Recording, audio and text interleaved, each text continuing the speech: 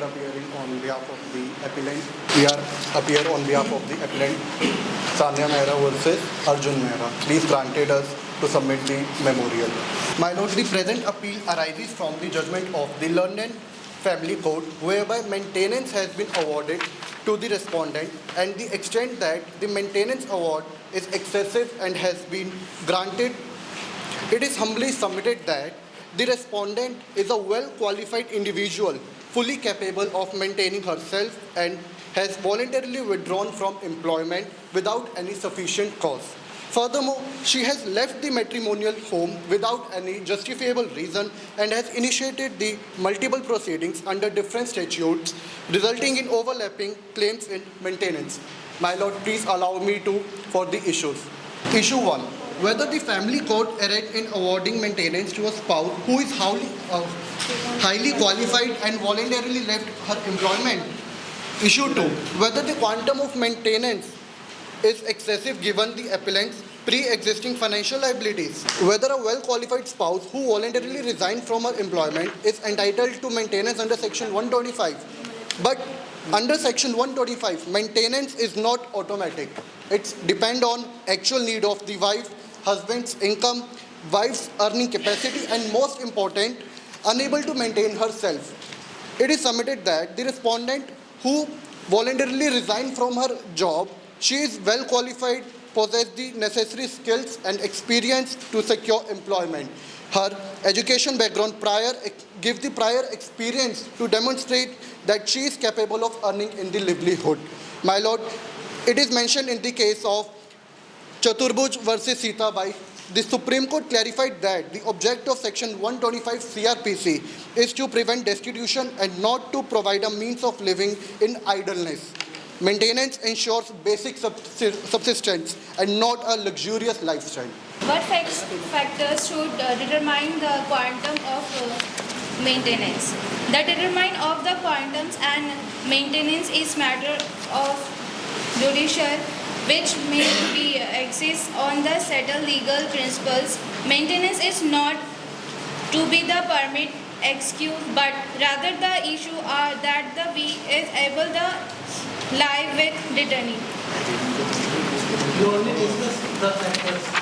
Around these factors, can be there is another 125. All this is there is one factor to determine the quantum of maintenance. You only discuss the factors. Maintenance चाहिए ना?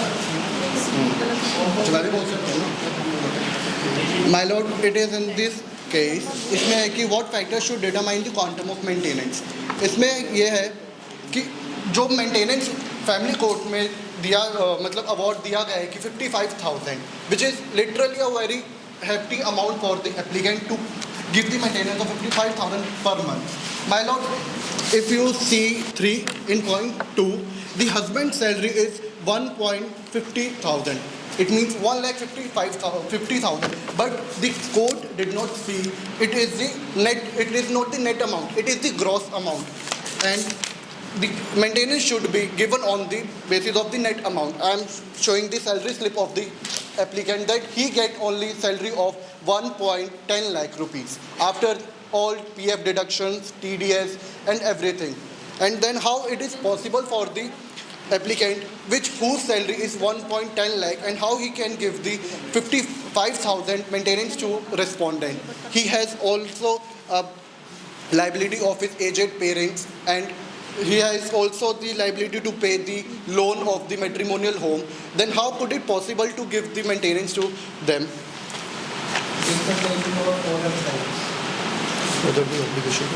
Whether the obligation to maintain aged parents and loan liabilities should proportionally rate spousal maintenance. It is most respectfully submitted that the determination of the maintenance must be on the grounded in the actual financial capacity of the husband. My lord, if the husband is only get the salary of 1.10 lakh rupees, then how could it possible for him to give the 55,000 maintenance? My lord, he has the financial other liabilities on. He has to maintain the aged parents. He has to get the loan of that matrimonial home, then my lord, if she is capable, she is postgraduate, my lord. She is not just unsound mind, and she is not getting the disease which she can't able to meet. She is well qualified. Then why she is getting the maintenance of 55,000? बोलेंगे मैं बोलूँ. Whether the wife had sufficient cause to live separately under section 125 CRPC. It is most respectfully submitted that the wife has no sufficient cause to leave the house. She has just only mentioned in the fact that the husband has the extramarital affair. She has gone from the mental cruelty by the husband and all. But my lord, it is not confirmed. It is not proved that why is the husband did all these things with them. And my lord, it is also mentioned in the case of Bhagwan Dutt versus Kamla Devi, which is mentioned on the page number 9. The wife left the matrimonial home and the living separately. She will not get the maintenance because she has no sufficient cause to get the maintenance. She has just taken the child and live separately with their parents. It is also injustice with the husband that why she live the house with his child. Even both husband and wife is also legally capable and legally हक है उनको my Lord पूरा कि दोनों पे equal rights बच्चे के होते हैं. Then why the respondent take the child from him and to live separately, and how she can demand it from the very hefty. My lord, my prayer is to reduce quantum of maintenance in accordance with the appellant actual take-home income. Pass any order that this court deems fit in the interest of justice, equity and good conscience. And my lord, my one last prayer is hold that while some simultaneous proceedings and section 125 of the criminal code of procedure, so 1973, section 24 of Hindu Marriage Act and the DV Act, legally maintainable, the grant of maintenance in multiple proceedings without any adjustment amount to impermissible double benefit. If this court will give the justice and if the court will grant it the maintenance of 55,000, my lord, that it is totally injustice with the applicant. Much obliged. With due respect of the Honorable Court, we would like to submit our memorial on the behalf of Sania Mehra. May it please the Honorable Court of Ayurveda, I am Indra Sharma and my co-counsel is Prabhu Kaur, and we both have the privilege of appearing on behalf of the respondent Sania Mehra. The present appeal has been filed before the Honorable High Court against the order of the Family Court awarding maintenance under Section 125 of the Code of Criminal Procedure 1973, Section 24 of the Hindu Marriage Act 1955, Section 20 of the Protection of Women from Domestic Violence Act 2005. This Honorable Court has the jurisdiction to hear the present appeal. With due respect, I would like to come to the statement of the facts of this appeal. Point number 4, economic abuse and compelled separation. The appellant exercised total financial dominance, denying the respondent access to household income, which constitutes economic abuse under the Protection of Women from Domestic Violence Act. Compelled by this environment of cruelty and the appellant's illicit relationship, the respondent was forced to leave the matrimonial home in March 2020 with her minor child to seek refuge at her parents' residence. Point number 5, legal proceedings and present case. The present case, as the appellant counsel has already mentioned, has been filed under Section 125 of CRPC, Hindu Marriage Act, and Section 20 of the DV Act. The respondent currently has no independent source of income and remains unable to maintain herself or her child at the standard of living they enjoyed in the matrimonial home. 6. The family court has ordered the appellant to pay rupees 30,000 per month for the respondent, 25,000 per month for the minor child, and 75,000 towards litigation expenses.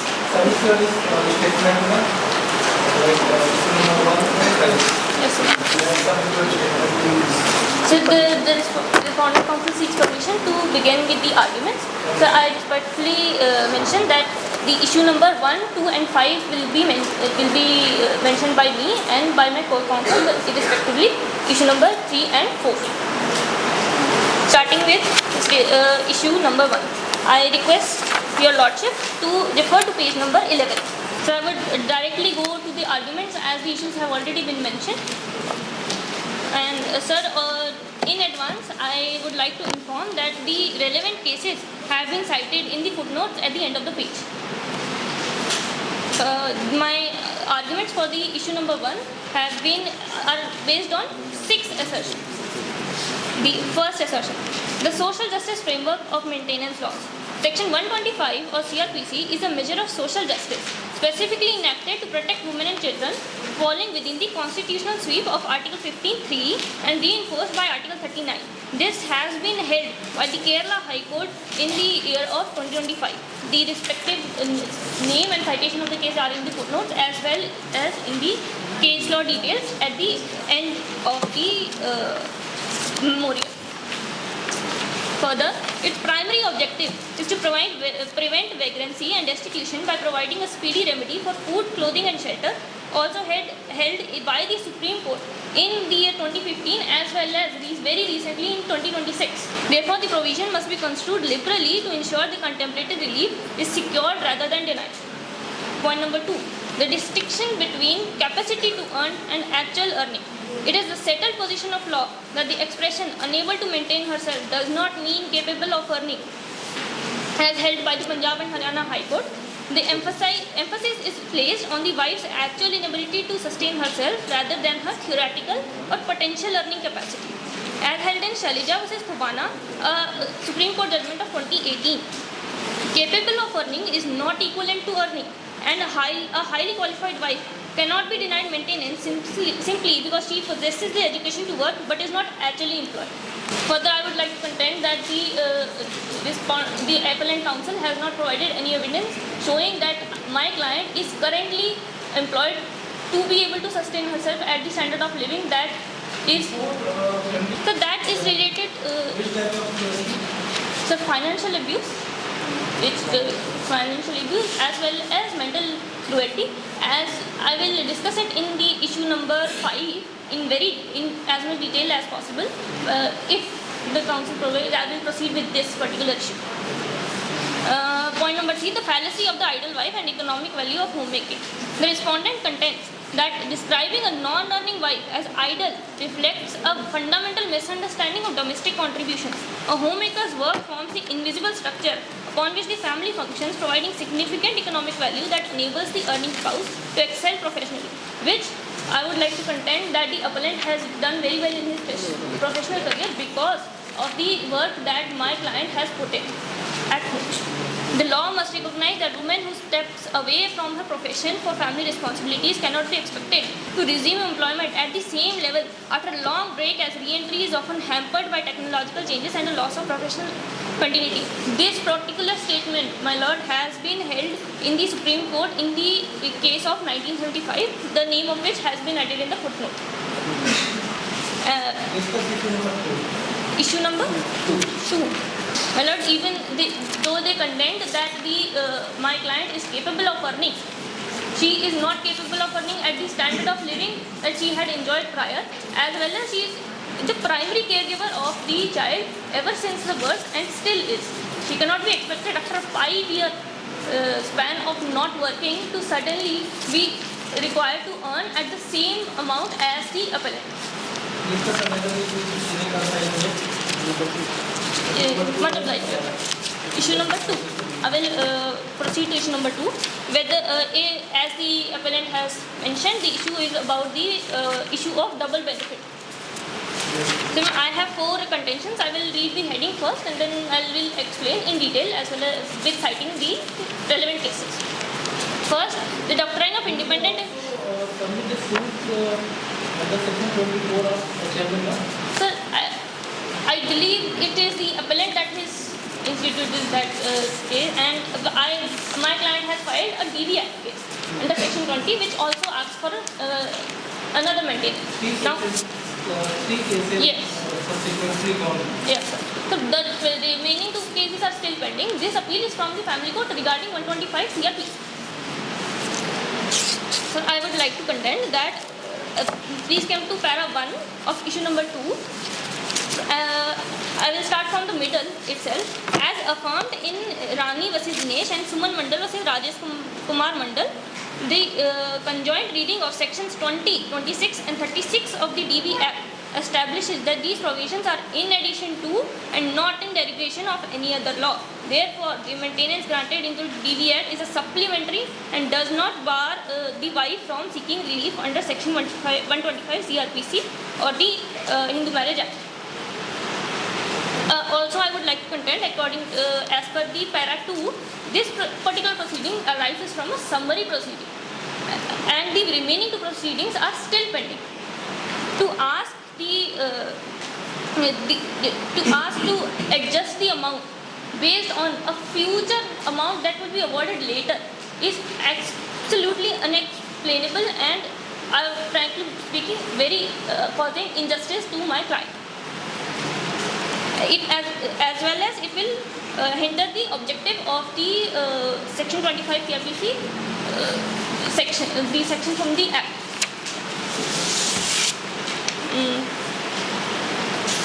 The pending proceeding point I have already mentioned just now. That is the third point of on page number 15. And so for point 4, I will come to the last line. In 2026 itself, the Bombay High Court has held, by disclosing the current award, the respondent ensures that the total maintenance is factored into calculations to remain just and proper rather than duplicate. We do not contend that the court mustn't adjust the amount. It is very fair that they must, but I contend that it is not the responsibility of this court to do so. Now my With due respect of the honorable court, I would like to mention the issue number 3, which is raised by the opponent counsel, which is related to quantum of maintenance. De Chaudhary versus Rita De Chaudhary, 2017 of the court observed that 20% of the husband income is a reasonable benchmark. In the Honorable High Court, we would like to pray. Sir, if I may, there is a very important point for financial abuse there. Sir, explanation first, clause 4 to section 3 of the DB Act explicitly defines economic abuse, specifically the deprivation of financial resources and necessities, as a core component of domestic violence on par with physical and sexual violence, which I have already contended that the appellant has caused the respondent to. My lord, first of all, I just want to correct the opposite counsel. As the opposite counsel says in the case of Kalyan De Chaudhary versus Rita De Chaudhary, firstly, the Supreme Court observed that the maintenance should be reasonable and proportionate to the income of the husband. It indicates that generally 25%, but the opposite counsel has said it's the 20%, which is totally wrong. And what he said that the husband, the appellant is just running from his liabilities, and it is the liability of the husband to pay the maintenance. But my lord, he already said कि 25% से ज़्यादा अगर देना, which is totally wrong, then how he can say कि like 55,000 maintenance is correct?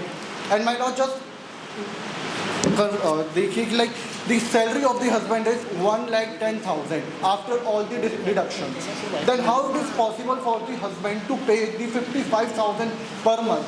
My lord, even he has also the loan, and he has the aged parents, which is the duty. You mentioned term double benefits. Yes. What do you mean by double benefits? Continue. Now my co-counsel will continue the rebuttal. My lord, my first submission is based on the core principle of section 125 of the CRPC. According to the law, maintenance should only be granted to anyone who is able to maintain themselves. Highly education qualification. The respondent Shania is not a just normal educated person. She holds a postgraduate in commerce.